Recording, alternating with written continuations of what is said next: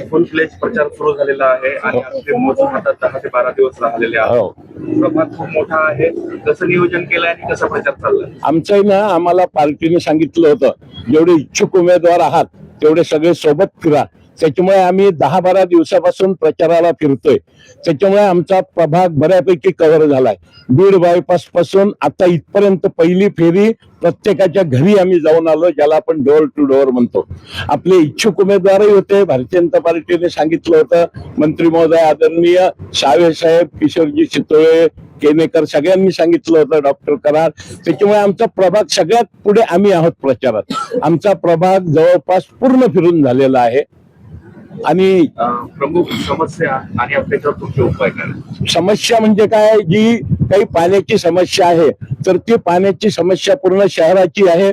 मुख्यमंत्री आदरणीय देवेंद्रजी फडणवीस साहेब यांनी, अतुलजी सावे साहेब यांनी भयंकर आग्रह धरला आणि पहिल्या फेज मध्ये त्यांनी 1600 कोटी रुपये मंजूर करून घेतले. नंतर त्याची किंमत वाढली तर 2700 कोटी रुपये फडणवीस साहेबांनी हा महापालिकेसाठी फंड दिलेला आहे. सावे साहेब त्याच्यावर पूर्ण लक्ष ठेवून आहे.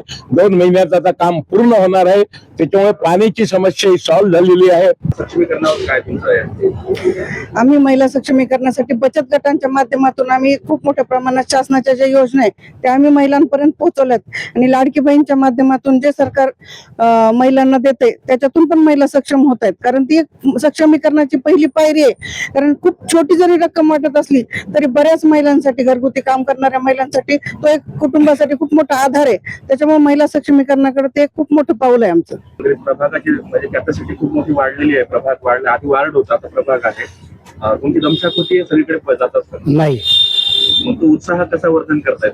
आहे ना, उत्साह आहे ना. माननीय देवेंद्रजी फडणवीसांनी जे महाराष्ट्रामध्ये काम केले आणि मोदीजींनी जे काम केले त्या माध्यमातून लोकांमध्ये मतदारच म्हणतो की भारतीय जनता पार्टी हेच एक पर्याय आहे.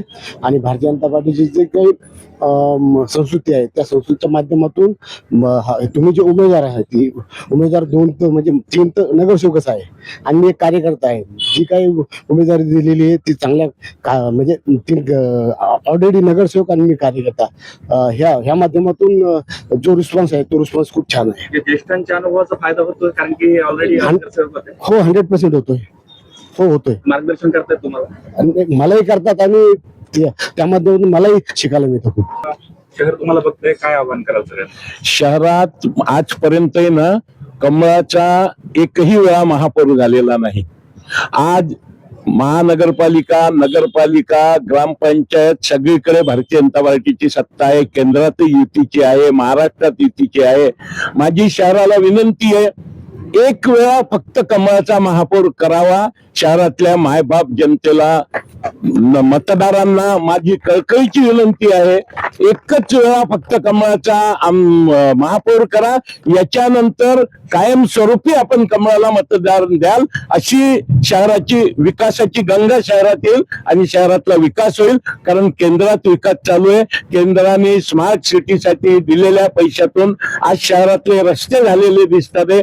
आणि माननीय देवेंद्रजी फडणवीस, मोदीजी, बाकी सगळे यांच्या चालू असलेल्या विकास रथात आपल्याला बसायचं आहे, अशी मी जनतेला विनंती करतो.